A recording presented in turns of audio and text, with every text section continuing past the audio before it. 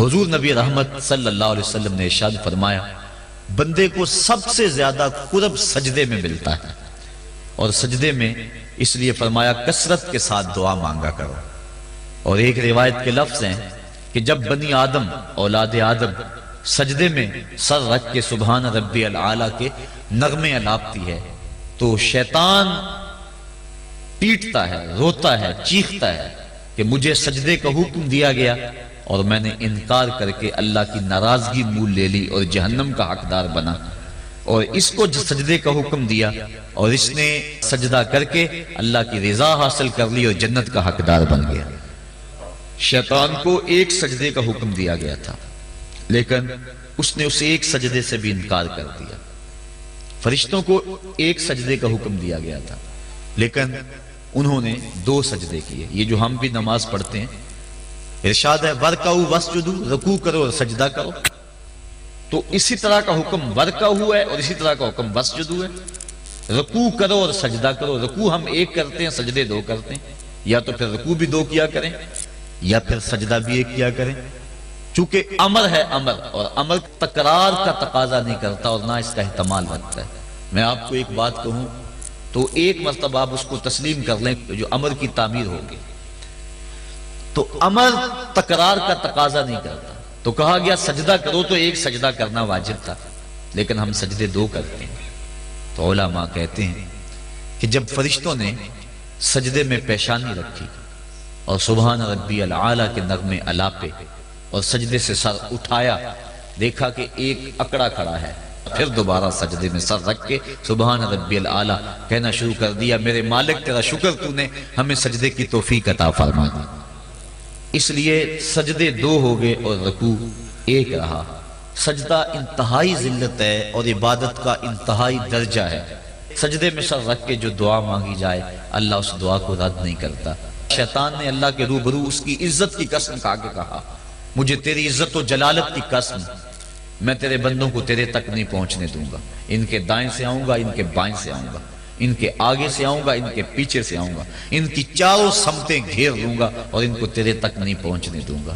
حضور فرمایا ظالم 2 رستے بھول گیا، کوئی بندہ سجدے میں پیشانی رکھ کے اس کو پکارتا ہے تو مالک اس کو بھی رستہ عطا فرما دیتا ہے، اور کوئی ہاتھ اٹھا کے دعا مانگتا ہے تو مالک اس کی بھی رد نہیں فرماتا، بلکہ حدیث کے لفظ ہے ان ربکم حیی کریم یستحیی من عبدہ اذا رفع یدیہ ان یردہما صفرا، تمہارا رب سخی بھی ہے، زندہ بھی ہے، کریم بھی ہے۔ بندے جب اس کے سامنے ہاتھ پھیلا کے دعا مانگتے ہیں اللہ فرماتا ہے مجھے شرم آتی ہے ان کے اٹھے ہوئے ہاتھوں کو خالی کیسے موڑ دو۔ تو بندے اس کے حضور جب مانگیں مطالبہ کریں تو مالک بندوں کی دعاؤں کو قبول کرتا ہے۔ تو یہ 2 راستے کھلے ہوئے ہیں، ہاتھ اٹھا کے دعا مانگیں یا سجدے میں سر جھکا کے دعا مانگیں، تو مالک اپنے بندوں کی دعا کو قبول فرماتا ہے، شرف قبولیت بخشتا ہے۔ سجدہ بندگی کا اظہار ہے، اور انسان جتنے مرضی مرتبہ کمال پہ پہنچ جائے اس کے لیے اعزاز یہ ہے کہ وہ بندہ ہو۔ حضور معراج کی قربت خاص میں جب پہنچے اور مالک نے اپنے محبوب سے پوچھا بیما اشرفک یا احمد، پیارے بتا تجھے کس چیز سے نوازا جائے، تو اس قرب خاص میں محبوب نے کیا انتخاب کیا اور کس چیز کا مطالبہ کیا؟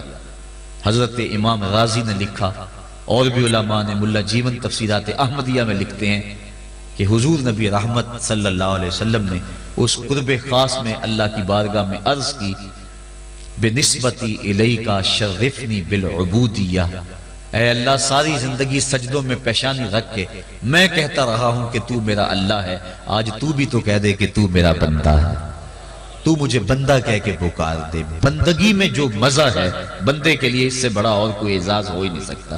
حضرت غوث اعظم شیخ عبد القادر جیلانی رحمۃ اللہ تعالی علیہ فرماتے ہیں کہ ولایت میں سب سے کمال مرتبہ جو بندے کو نصیب ہوتا ہے وہ مقام بندگی ہے۔ بندگی وہ دولت ہے کہ جو بندے کو کائنات کی قوتوں کے سامنے سینہ سپر ہونے کی قوت دیتی۔